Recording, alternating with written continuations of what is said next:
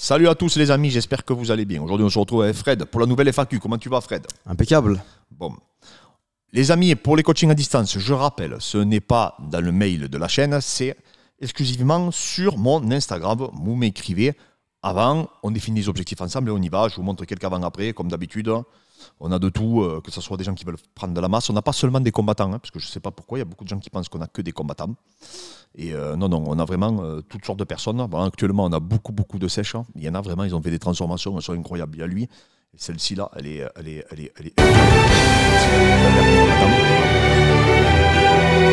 monstrueux parce que non seulement donc voilà. Donc les amis, vous n'hésitez pas à nous contacter, à m'expliquer vos objectifs et on démarre. Fred, je lance le générique et c'est parti. Yeah. Let's go. I go the hardest. I bring the pain. Go hard.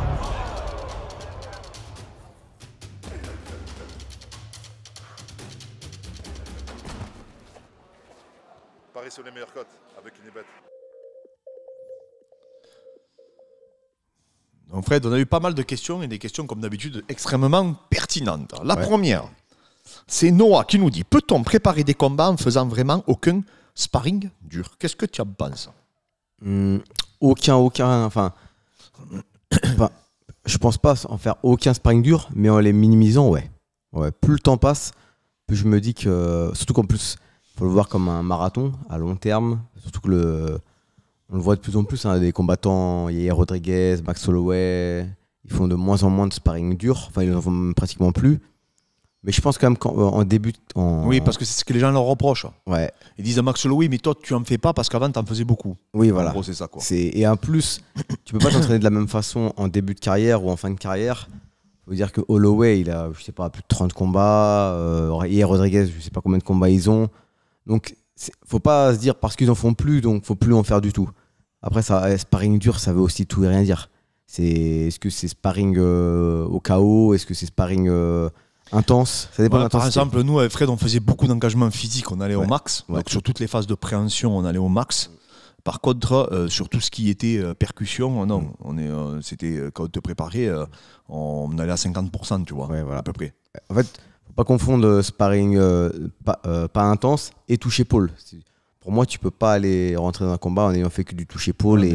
Donc... Par contre, tu n'es pas obligé de te taper fort sur le visage. Mais tout ce qui est phase de préhension, tout ce qui est intensité, volume, etc., c'est toujours intéressant, il faut le vivre, quoi. Ouais, voilà, exactement. Donc, après, bien encadré, bien protégé, avec une durée limitée. Quand vous savez que vous allez faire de la haute intensité, comme on le faisait, les séances, elles ne duraient pas 1h30. Faut pas se mentir. Plus vous êtes dans l'intensité, plus vous avez de risques de blessures. Donc, faut pas non plus que ça dure trop longtemps.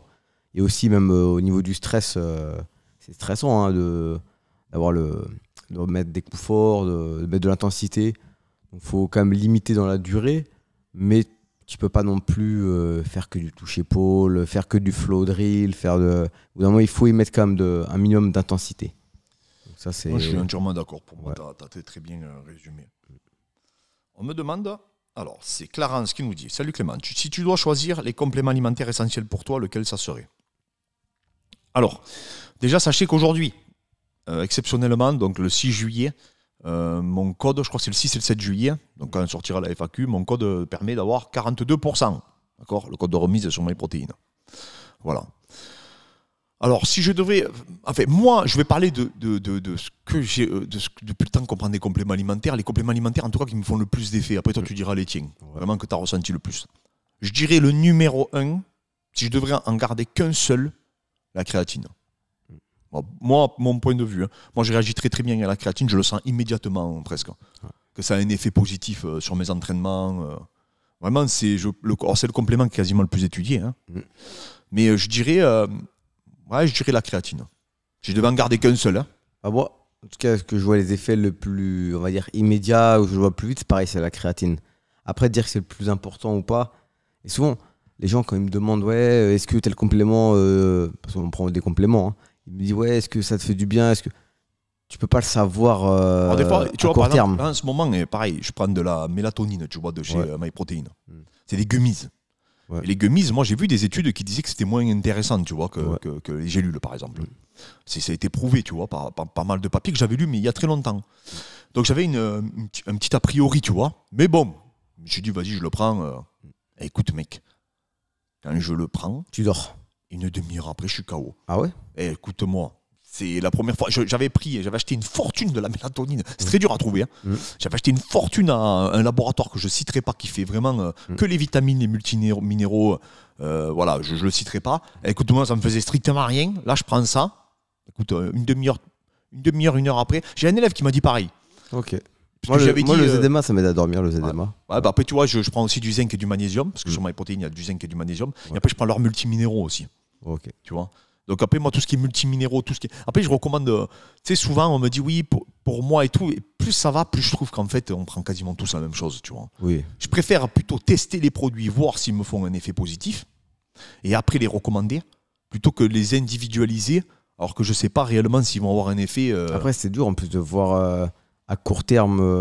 ça, on le saura dans des années. Enfin, après, tu trouves que tu as un état de forme en général qui s'améliore. Tu vois, là, je suis sur mes zinc... magnésium, je prends du calcium, je prends mes multiminéraux, plus je prends des vitamines. Enfin, moi, je prends, je sais pas combien de gélules. mais savoir lequel fait quel effet, même, il y en a qui vont par exemple être bénéfiques à long terme, mais c'est dur de le savoir. Tu vois, les oméga 3, j'ai le sentiment que ça me fait un effet immédiat presque. Ah ouais? Ouais. Ok. Je trouve que je suis mieux, plus dans la lecture, etc. Tu vois. Okay. Alors, je sais pas si c'est l'effet placebo. Ouais, peut-être aussi, ouais, ça y joue. Ouais. Mais en tout cas, même si c'est un effet placebo, ça fonctionne. Hein. Ouais, bien sûr. Ouais. Tu vois, c'est ça le plus important. Hein. Après, c'est que ça reste un budget et tout, donc faut aller après à l'essentiel, mais si vous pouvez prendre, moi je pense que si vous pouvez en prendre régulièrement, c'est l'idéal, mais c'est dur de... Il y a des études, mais c'est dur de le voir à court terme. Ouais, c'est assez compliqué, quoi. C'est assez compliqué. Mais la créatine, ça a été extrêmement étudié. Moi, c'est vraiment le complément que je trouve qui me fait... Ouais, où tu le vois, tu le ressens rapidement. Façon, ouais, et après, nous, on a toujours été quand même fans de la bétalanine, tout ça. Moi, je sais des pots, tu vois, tout ce qui est les pré-workouts et tout. Mais ça, tu le ressens à court terme, pareil. Mais les compléments long terme, souvent on me dit, ouais, tu ressens... le collagène et tout, c'est vrai. Oui, voilà, il y a beaucoup de témoignages qui disent que le collagène, il ressent plus de douleur et tout. Hein. Ouais. Donc voilà, moi, si je devrais en garder qu'un, ça serait vraiment la créatine. Alors, Yop qui nous dit... avec les études et expériences nombreuses faites par beaucoup de sportifs et de teams, entre parenthèses MMA, comment est-ce possible aujourd'hui que des praticiens de haut niveau d'une discipline peinent à l'adapter en MMA? Donc ce qui veut dire, c'est que par exemple, quelqu'un qui pratique la boxe anglaise avec les connaissances, les papiers, les études qu'on a aujourd'hui, les études, bon par contre pour le coup, je vois pas quel rapport avec ça, mais comment ça se fait qu'on n'arrive pas à le transférer? Du coup, pourquoi on a des mecs qui n'arrivent pas à adapter leur discipline? Déjà, ça dépend du style, déjà dans la discipline de base. Oui, déjà. Déjà, tu vois, par exemple, tu veux prendre un judoka. Si pour peu qu'ils sont ces trois grosses, on va dire ces trois grosses projections, c'est Onage où tu donnes ton dos. Allez, la planchette japonaise là, je sais pas, Tomo Enage là. Ouais. Et allez, une autre où Ita Utoshi, Ita Utoshi avec le grip. Donc c'est dit trois projections impossibles à placer en... ou extrêmement difficile. Oui, vraiment, tu as une chance sur 100 de la passer en combat, tu vois. Bien sûr. Et pour peu que ce soit 99% de tes projections en judo, tu arrives déjà en MMA, même si, en général, les mecs, ils savent tout faire. C'est souvent, on dit, oui, ils ont 2-3 projections, mais bien sûr qu'un judoka de première div, il sait te faire un judoka olympique, ils peuvent tout faire. Hein. Voilà. Mais... si c'est pas quand même dans son ADN, dans son A-game de faire des petits crochetages, des petits drops, des petits. C'était là où il était très fort Caro Parisien, il disait. Voilà, exactement. Donc du coup, déjà ça y joue. Le style, pareil, en boxe, pareil, si t'as un style où t'es pas très hermétique, où t'aimes bien aller un peu à la bagarre, en MMA avec du 4-11, ça va être compliqué. Et du coup, déjà, c'est le style qui joue beaucoup. T'as beau savoir ou pas. Si t'es un mon Chipour à l'époque, où tu vas à la guerre, mais un peu le menton en avant, en boxe, lui, il avait cette capacité quand même. Il pouvait monter les mains un peu plus hautes, c'était un peu plus hermétique. Ouais. Mais tu peux pas faire ça en MMA, quoi. Exactement. Et au sol, pareil, hein, si t'as un style berimbolo, ça va 5 minutes, mais t'arrives contre un gros lutteur, un Matthews, donc, déjà, le style à la base, je pense, c'est ce qui fait le plus le transfert ou pas. Et après, surtout, il ne faut pas surestimer aussi les entraîneurs. Même les entraîneurs des grosses structures, il y a très peu de gens qui se documentent et qui se forment. Il y en a énormément, mais vraiment très très peu.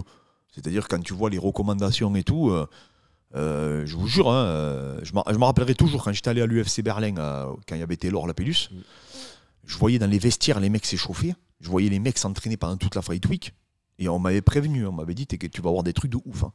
Et franchement, tu vois des trucs de malade, quoi. Pareil au PFL, pareil, tu vois, il y a des mecs, tu sais même pas comment ils ont fait pour amener des mecs à haut niveau, mais en fait, tu sais comment ils ont fait. C'est juste, c'est sûr que si tu es... La quantité. Bah oui, Fred, si tu es au fin fond de Sao Paulo, que tu as 100 Brésiliens qu'on la dalle, qui travailleront jamais, que le mec, il n'y a rien, c'est leur seul échappatoire. Mais tu es obligé de te sortir un Brito ou un Lima ou un Vinicius, ou un Vinicius. Tu es obligé d'en avoir un. C'est la loi du nombre. Même si tu sais pas. Et eux, en plus, c'est Porrada, tu vois, c'est la guerre. Pareil au Daghestan et tout. Tu vois. Tu es obligé d'avoir un mec. Au bout d'un moment, mecs qui font de la lutte depuis 5 ans. Tu es obligé d'avoir au moins un mec qui va être super fort dans ton club.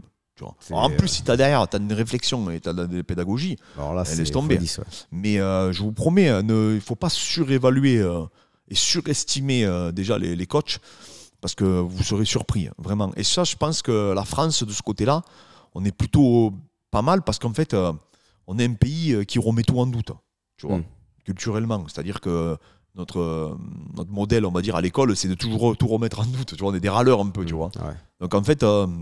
on a quand même de la réflexion. On passe pas à l'action. On l'avait déjà dit dans plusieurs vidéos. Ouais. On n'est pas des gens qui vont passer à l'action, créer des structures de fous, tu vois, comme les Américains et tout. Mais tu vois, les Américains, pareil.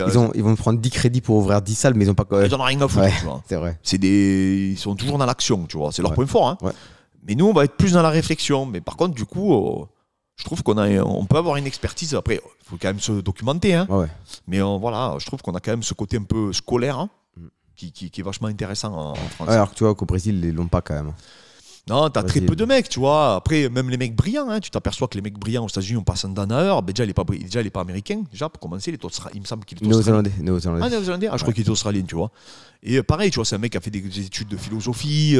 En général, pareil. Oui, c'est pas énorme le donneur. Cavana, pareil, je crois qu'il a fait des études de philosophie, un truc comme ça, non? Cavana, non, ingénieur en électronique. Ouais, voilà, je sais qu'en fait, c'est des mecs qui ont fait un cursus universitaire et ils disent qu'ils ont adapté ce cursus en général à du coup, à l'apprentissage des sports de combat, quoi. Ouais. Tu vois, c'est vrai. Donc voilà, il faut pas, comme je te dis, en général, les mecs qui prennent un super boxeur, ils le font venir, ils entraînent comme des oufs. Si le mec ça passe pas, ils en ont rien à foutre. Un peu l'école chinoise, hein. L'école chinoise, tu prends 1000 mecs, tu vas avoir 3 haltéros qui vont sortir du lot, et dont un champion olympique. Hein. Mais tu auras tout le reste qui sera en chaise roulante. Alors Bob qui nous dit: salut Clément, crois-tu que Gane a encore envie de combattre? Point d'interrogation. Est-ce que ça sentirait pas la retraite? Ben, en fait, pourquoi il aurait... Enfin, alors, il gagne très très bien sa vie, hein, Cyril. Il y a des sommes... enfin, en tout cas, je sais qu'on nous a communiqué des sommes sur le film et tout. Enfin, si c'est vrai, c'est ouf, tu vois. Mais bon. Maintenant, Cyril est dans une caté où tu peux durer très longtemps. Mais alors, quand je dis très longtemps, c'est-à-dire qu'encore 5 ans, tu peux l'avoir, Cyril, dans le top 5, tu vois. Mais vraiment, facile. Donc, en fait, même s'il fait 1 ou 2 combats par an, après, est-ce qu'il a envie? Ben, je sais pas. Moi, je pense il n'y a que lui qui le sait. Il n'y a que lui qui le sait, ça, on n'est pas de lui. On le voit s'entraîner. Hein. Moi, je sais qu'il s'entraîne. Tu vois que ses sparring descendent. Parce qu'il est dans le sud de la France, il est vers Marseille, on m'a dit, pour le tournage. Donc, du coup, il fait venir ses sparring, etc. Maintenant, il n'y a que lui qui peut répondre. Ça fait un petit moment qu'il est en prépa. Après, quand tu dis il s'entraîne toujours, on le voit s'entraîner. C'est entre s'entraîner et s'entraîner pour préparer un combat, il y a un monde d'écart. Après, moi, je le vois, je me suis jamais arrêté de m'entraîner. Mais à aucun moment, j'aurais pu combattre, même quand je m'entraînais. Tu vois. Enfin, c'est... Entre s'entraîner pour le plaisir, garder un peu d'activité, et s'entraîner pour affronter un Aspinal. Oui, mais après, tu vois, Fred, il s'entraînait juste avant ces camps, là, enfin, juste avant de partir en tournage. On le voyait tout le temps hein, dans la salle. Ouais. Tu sais, tourner avec Reda, tout le monde, tu vois. Donc après, je sais pas ça. Moi, on m'a dit qu'il s'entraînait sérieusement depuis un moment, tu vois, depuis déjà avant Spivak. Déjà, ça s'était vu hein, sur son sprawl, hein, qu'il avait pratiqué la lutte.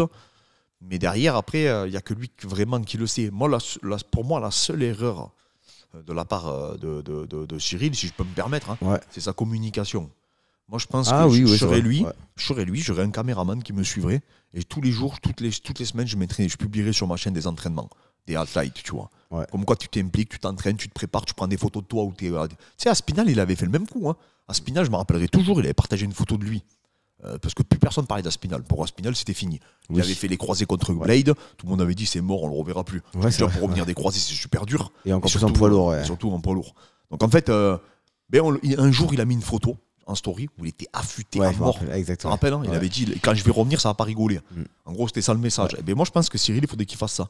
Et je te promets que si. Tu sais, rappelle-toi quand il avait fait cette fameuse vidéo où on le voyait boxer avec le Cubain, là. Oui. Arrête, toutes les pages de sport de combat avaient partagé ça. Ils avaient dit c'est un truc de ouf, Ouais. le niveau qu'il a. Ouais, c'est vrai. Et du coup, ça rassure quand tu vois le Ouais, mec c'est se vrai, parer comme ouais. ça. Tu te dis, Ouais. oh ouais, Ouais. ah Cyril, c'est un truc de ouf, tu vois. Ouais, non, c'est vrai. Le passage avec le Cubain, il est juste ouf, tu vois. Mm. Et ça, c'est ce qu'on veut voir. Et nous, ben, on est des fans de MMA, on n'est pas fans de. Je suis De pas une critique cinéma, du film, ouais. tu vois, moi. Ouais, c'est vrai. J'en ai rien à foutre. quoi. Donc vrai. en fait, voilà, mais maintenant je comprends ta question, mais je pense. Après, malheureusement, il n'y a que lui qui sait, là. Je sais Voilà. pas. hein. C'est toujours pareil. hein. Alors.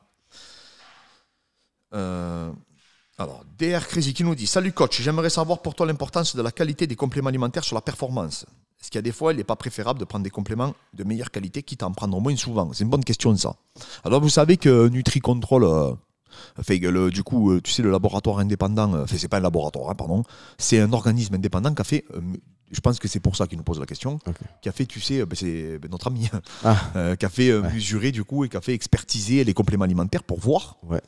Et en fait, ils ont trouvé des protéines où il n'y avait que 10% de protéines dedans. On vous l'avait déjà dit, hein, il y a des laboratoires qui ont été validés. Alors, les gens ont été étonnés que les gros labos, comme MyProtein par exemple, ils avaient ce qu'ils affichaient sur la boîte, ils l'avaient dans le complément. Mais c'est logique, hein, mec.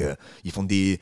Je crois que MyProtein, je sais pas combien de millions ça doit être par mois. Enfin, ça doit être ouf le chiffre d'affaires qu'ils doivent faire. Ils peuvent pas prendre le risque de te mettre 10% de protéines. Un mec leur met un procès, leur prend 1 million. Ah oui, tu vois, large. Ouais, non, il est cool. Là, Ouais. que tu me mettes un procès à moi, tu gagneras pas grand chose. Mais par contre, si tu mets un procès à des grosses, on va dire, comme MyProtein, je sais pas moi, Muscle Farm, tu vois, des gros laboratoires, ouais. des grosses marques, pardon, ben, bien sûr que eux, ils étaient clean, tu vois. Ouais. C'était plus les petites marques qui étaient concernées, non? Ouais, c'est des marques indépendantes. Et en fait, même lui, bon, que tu as vu ce qu'il nous a expliqué au téléphone, parce qu'il faut savoir que c'est un pote à moi, du coup, qui a l'initiative. Ça sert à rien de m'écrire, hein, parce qu'il y avait un mec pour savoir qui c'est. Et du coup, en fait, il m'a dit peut-être des fois, c'est les façonniers qui les font marron, tu vois. Oui, bien sûr. C'est-à-dire que le façonnier, vous lui commandez, lui, il vous fait croire qu'il vous met 90% de protéines, et au final, il met que 10%. Parce qu'il y a beaucoup de marques indépendantes, elles mettent juste un packaging. Hein. Oui, voilà, ouais, non, mais 99%. 99% même, ouais, ça. Il n'y a quasiment aucune qui a un labo sur place, ça n'existe pas. À part peut-être MyProt et un autre. Prozis, ouais, peut-être au Portugal, ouais. Mais Prozis, je crois qu'ils ont un façonnier aussi, ouais. Ils ont quasiment tous les mêmes. Hein, tu sais. Mais voilà, donc il n'y a que quelques labos qui ont les moyens financiers. Parce qu'il faut l'avoir, les moyens financiers pour faire son labo. Ah ouais, ça coûte extrêmement cher. C'est une fortune. Hein. C'est des millions et des millions, hein, les outils qu'ils utilisent. Hein. Ouais. Donc voilà, pour répondre à ta question, le problème, c'est que tu ne seras jamais sûr. On peut te donner, il y a des brevets et tout ça, mais tu as vu ce qu'il nous a expliqué sur les brevets. Ouais. Il nous a dit que plus ou moins, si tu payais le brevet, tu pouvais l'avoir. Après, il y a des pays comme le Japon, effectivement. Tu vois, le Japon, on sait qu'il y a des compléments alimentaires qui sont issus du Japon, qui sont brevetés. Là, c'est autre chose. C'est-à-dire que je sais plus, mais il y a, je crois, 3-4 compléments alimentaires qui sont exceptionnels, tu vois. Je crois qu'il y a la... je sais plus si c'est... tu sais, la glucosamine, mais la nouvelle version, là, je ne me rappelle plus du nom. Bon, bref, il y a la glucosamine, la CCL, glucosamine, non? Chondroïtine, non? Bon, je ne me rappelle plus exactement, mais je sais qu'il y a un truc du Japon qui est breveté. Il y en a un autre, pareil, la choline aussi. Ils ont une choline qui est très particulière. Hein. Enfin, ils ont 2-3 compléments, même un peu plus que ça, qui coûtent extrêmement cher, qu'ils ont brevetés. Donc oui, il y a des compléments alimentaires qui sont brevetés dans certains pays et coûtent extrêmement cher. Et là, effectivement, tout le monde passe par ce labo, du coup, pour se fournir.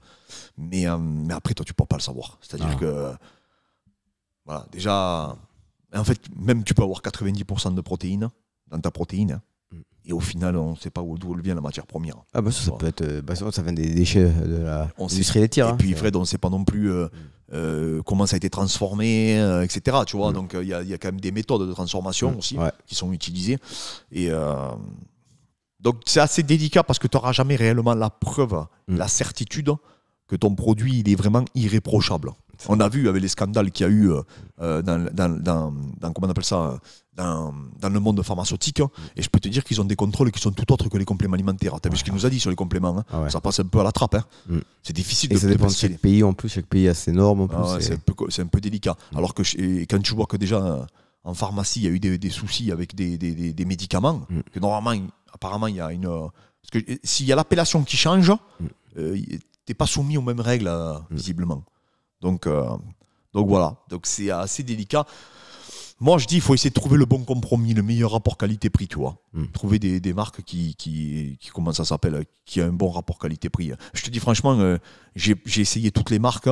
Je prends la protéine de MyProtein, la Clearway ou la protéine totale. J'ai pas vu la différence. Je vais pas te mentir, tu vois. Je vais pas te dire, j'ai pris telle protéine. C'était phénoménal, tu vois. Ouais, non, pareil pour la créa. Je sais pas si vraiment l'incidence, elle est... je sais pas, franchement. Franchement, là, je suis incapable de te dire si la créatine, en je plus, sais pas moi. c'est parce que c'est pas comme un booster où tu ressens l'effet immédiat, tu vois. Les boosters, tu le sens de suite. Hein. Booster, on peut pas t'arnaquer sur un booster, Ouais, tu vois. Booster, tu vois, s'il te speed Mais pas, c'est la seule fonctionne chose qui a effet immédiat, sinon c'est pas Ouais. évident de voir. pas. Donc c'est délicat, c'est assez compliqué. C'est pour ça que je dis toujours, essayez de vous rapprocher du meilleur rapport qualité-prix. Hein. Voilà. Fred, on a eu une question. Ouais. On a eu une question. C'est la question de la FAQ. Oula. Si on doit en choisir qu'un, un combattant que tu vois qui a le plus de chances de devenir champion de l'UFC, il nous demande qui on choisirait. Alors moi, est-ce que je peux répondre en premier? Vas-y, bien sûr. Alors moi, je dis Nassourdine Imavov aujourd'hui. Ah, c'est un combattant français ou. Ah, un combattant français, hein? Ah, français. Ah oui, oui, oui. Ah, ok. Donc, J'allais te répondre Belal Mohamed. donc, alors, si tu dois en choisir qu'un, moi je vais choisir. Si demain tu me dis, voilà, tu peux choisir qu'un, mettez-vous dans les commentaires qui vous pensez, dans le respect, hein, le plus total, et m'en mettez pas 50. Hein, mettez-moi Ouais, un seul athlète. D'accord? On va dire pour les filles, ben, bien sûr Manon. Manon hein, pour les filles, ouais. et pour les hommes, Nassourdine Imavov. Alors, pourquoi Nassourdine Imavov? Oui. Parce que pour moi, par rapport à la dynamique hein, et par rapport aux accomplissements dans les derniers temps, c'est celui qui est le plus proche du titre. Et c'est celui, en tout cas, pour moi, dans la performance qui m'a le plus bluffé, je pense, dans ces 2 dernières années. Je m'explique. Il affronte Sean Strickland. Il fait quand même un combat assez compétitif, honorable. D'accord? Il fait un 5 rounds. Au dernier round, tu as vu, même il le prend. Ouais. Voilà. Il affronte Dolidze. On a vu que Dolidze, il a battu... Chris Curtis avant ça. Chris Curtis. Il commençait à faire une masterclass. Chris Curtis, compliqué, Bourbier. Derrière, il affronte Dolidze. Dolidze, Bourbier également. On a vu, il a battu Anthony Smith, je ne sais pas si tu as vu. Oui, ouais. Qui est très fort, Anthony Smith, bien dans la catégorie supérieure. Donc Dolidze, il bat Dolidze avec la manière, il le cartonne pendant 5 rounds. Derrière, il affronte un des mecs les plus bourbiers, toutes catégories confondues, Jared Cannonier, qui, je rappelle, avec que 2 défaites en middleweight, il a perdu contre 2 personnes, c'était Adesanya et Whittaker, rien que ça. Et lui, il a réussi à le terminer. Donc il a fait une masterclass contre Jared Cannonier. Enfin, en tout cas, le finish, parce que c'est vrai que les rounds étaient disputés, on va pas se mentir. Mais Nassour, voilà, par rapport à tout ça, par rapport à son classement, aujourd'hui il est top 5 mondial dans une catégorie qui est dense, où c'est compétitif. Hein. T'as bien vu que ce soit les Strickland, les Whittaker, les Dricus Duplessis, les Adesanya, c'est des mecs chauds, faut dire ce qui est. C'est du très très très solide. Mais je pense que Nassour, si je dois en choisir un, c'est celui qui m'a le plus impressionné et en tout cas qui est le plus proche selon moi de décrocher un titre. Ok. Bon, moi je vais pas dire la même chose sinon ce serait. Tu peux dire la même chose, pourquoi tu dirais pas la même chose? Non, faut quand même changer un peu. Mais non, mais si. Non, moi je vais te dire. Trouve-moi des arguments, commence pas, je te le dis. Hein. Je vais te dire 2 noms. Ah non, et commence, tu choisis un nom, j'en ai rien à foutre. Alors, un, je vais te dire. Non, parce que tout le monde va mettre 5 noms sinon. Non, mais je veux dire, s'il bat Brito, je te dirais Gomis. S'il bat Brito à l'UFC, pour moi, il va au bout. S'il est capable de déjouer un mec comme Brito, pour moi, il peut déjouer des. Pour toi, il peut des gâcher Qatars, le combat tout le monde. exactement. Donc il peut aller au bout. Et donc, pour moi... Attends, c'est des suppositions que tu me dis là. Mais sinon, voilà, avant ce combat-là. Non, moi je te parle à l'instant T, on est en juillet 2024. Allez, je te dis Cyril gagne. Oui, non, bah oui. Non, parce que pour moi, Cyril gagne, déjà, il a un combat du titre. Avec Nassour, c'est ceux qui sont le plus proches. Hein. C'est Taylor, il est quand même assez loin. Non, ils sont tous, c'est vrai, ils sont tous à plusieurs combats. Et surtout, ils sont dans des KT de ouf. Oui, c'est vrai. Et en plus, Cyril, si il arrive à pas prendre Jailton Almeida, pour moi, Oui, il peut déjouer un excellent striker, on le sait tous. Exactement. Et Aspinal, pour moi, à part si ça va au sol, hein, mais pour moi, il peut battre. Oui, mais il peut lui mettre des low kicks, lui sa jambe, il peut le toucher debout. Personne ne met en doute les capacités qu'a Cyril debout. Hein. Ouais, bien sûr. Donc, moi, je vois Cyril. Oui, non, de toute façon, Cyril aujourd'hui, c'est le mieux classé. Ouais. Et c'est vrai qu'effectivement, on va pas parler des peut-être éventuelles tensions, tout ça. Moi, je sais pas. Je n'en sais rien. J'ai personne à l'UFC qui me valide ça. Ouais. Tu vois. Donc voilà. Maintenant, c'est vrai que Cyril, il est à maximum peut-être un combat. Ouais. Et peut-être même qu'on va être choqué. Comment nous dire, en fait, il remplace. C'est possible. Tu sais, il y a pas beaucoup de mecs là. Hein. Ouais. Donc. Je ne suis pas étonné, mais par rapport à la dynamique, je mets Nassour. Nassour a une meilleure dynamique, mais la KT est quand même plus dense. T'as quand même Derricus, t'as quand même Adesanya, Whittaker. Faut pas l'enterrer, Whittaker. Alors, faut se refaire Strickland. Non, mais c'est vrai que la KT, elle est ouf. Il y a 4 mecs que c'est compliqué. Alors que Aspinal, c'est chaud. Hein. Ah, mais il n'y a que lui, réellement. Voilà, il n'y a que lui. Non, c'est vrai, parce que Jones, on ne sait pas s'il reviendra. Même s'il revient et qu'il bat mieux aussi, après, il va arrêter. Celui qui est collé à lui, c'est Volkov. Ouais, je pense que il a déjà battu. Il a déjà battu. Pavlovic, il est derrière, c'est fini, on ne peut plus en parler. Ouais. Almeida, il est quand même classé loin, même si on voudrait le voir, parce que ça répondra à des questions. Mais le seul mec vraiment qu'on se dit c'est chaud, c'est Aspinal. Voilà. Sans compter Jones. Hein. Ouais. Mais alors que c'est vrai que les 4 qu'on a cités pour comme Nassour, les 4, ça va être des combats de ouf. Exactement. Il faut que ce soit le Nassour qu'on ait jamais fait. Un Nassour c'est encore plus fort. Pour les passer, tu vois. Exactement. Là, par contre, je te rejoins. Donc, après, les deux, ils ont leur chance. Hein. Mais au point de vue classement, contexte, je vois Cyril Gane. Mais de toute façon, Cyril, ça peut aller vite. Hein. On peut être choqué. Hein. Ça peut être. Jones, personne ne l'avait pas vu venir. Hein. Ouais, ça peut être Curtis Blade se blesse, il prend un Spinal et ça peut être un truc comme ça. Hein. Ça peut être UFC Paris, ils le mettent contre Volkov. Il gagne, il fait le titre. De toute façon, il va refaire le titre. Les gens, ils sont là. Non, il a déjà eu 2 fois sa chance. Mais en poids lourd, il peut même avoir 4-5 fois sa chance. Oui, hein. Regardez, les gars, de toute façon, moi je vous le prouve par A plus B. Derek Lewis, hein, il commence à reparler de lui, tout le monde. Alors qu'il était sur je sais pas combien de défaites. Ouais, c'est vrai. Parce qu'il vient de gagner. Ouais. Et Volkov, il était enterré. Hein. Volkov, il était enterré, il est top 3. Hein. Volkov, je l'avais enterré. Tout le monde l'avait enterré à Volkov. Quand Pavlovic il affronte Aspinal, il faut qu'il soit menteur, le mec qui te dit que Volkov va sortir 8 mois après, il va battre Pavlovic. Personne n'aurait pu le dire. Je me rappelle de Sofiane qui me montrait Pavlovic, il me dit regarde ce qu'il va faire de Aspinal, regarde ce qu'il va faire de Cyril, il est trop fort ce russe et tout. Et là aujourd'hui, tu peux pas, ça va trop vite. Surtout dans ces KT. Tu fais un combat, tu fais une masterclass, ça y est, t'es propulsé. Bon, non, regarde le cubain, là, tout le monde en parlait comme le futur prodige et tout. Lui, il faisait 2 combats, il était au titre. Oui, c'est vrai. Le gabarit qu'il avait, un peu, il met des coups de pied, des machins. Ça va trop vite. Et regardez, après le combat, Almeida, Derek Lewis, tout le monde a dit non, mais Almeida, il n'aura jamais sa chance, etc. Tu vois, à chaque fois, on fait pareil. C'est-à-dire qu'à chaque fois, on dit après, il a perdu contre Curtis Blade, mais il est sorti complètement de l'équation. Maintenant qu'il a battu le dernier, là, le lutteur, mais il est revenu dans l'équation. C'est que ça. C'est ça le Jairzinho, il est encore là, Jairzinho. Il a battu le Dagestanais là. Il affronte Tuivasa. Voilà. Demain il bat Tuivasa, il revient dans le titre, la course au titre. Voilà, mais les poids lourds, ça va très très vite. Ouais. C'est des mecs, je te dis, Derek Lewis était sur une pente des enfers, il est en train de revenir. Hein. Ouais. Alors que t'as un Brito qui est sur 5 victoires d'affilée à l'UFC. Et 5 victoires spectaculaires. Ouais. Et il n'est pas encore dans le top 15. Hein. Non, mais c'est vrai que la densité de la catégorie, quand même, il ne faut pas se leurrer. Ça a une incidence significative aussi. Hein. Donc, non, moi, je suis pas étonné que tu me dises Cyril Gane. Tu vois.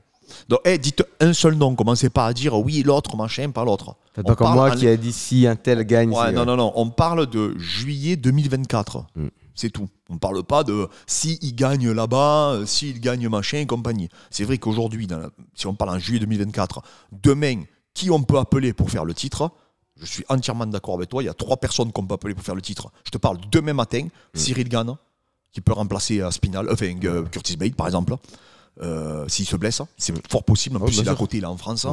Je ne te dis pas que ça se fera, hein, mais c'est possible. C'est une éventualité. Ça choquerait personne. Ça choquerait personne. Ensuite, Manon, qui peut être appelé dès demain pour faire le combat de la ceinture. Apparemment, contre Grasso, ça va se faire à la sphère. Mais de toute façon, Manon peut être appelée dès demain pour faire. On va peut-être nous annoncer qu'elle fait la ceinture. Et Nassourdine peut être amené à remplacer un Adesanya qui se blesse rien. Tu vois ça, moi, je ne serais pas bluffé. Tu vois que ces mecs. Et c'est pas immérité. Hein. Ils ont bien proposé Whittaker. Hein.